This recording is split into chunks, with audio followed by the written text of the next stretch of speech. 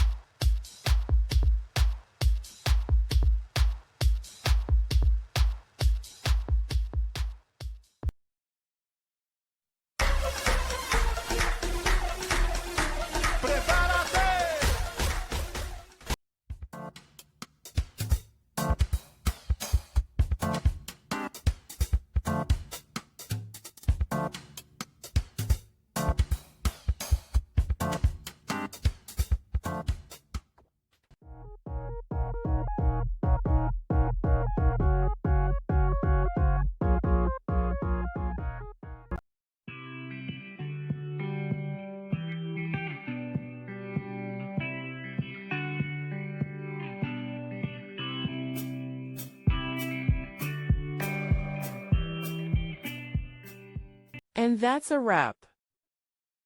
I hope you found the answer you were looking for. If you did, take a second to hit that subscribe button. It really helps out. And let me know in the comments which solution worked best for you. See you next time in the Debug Zone.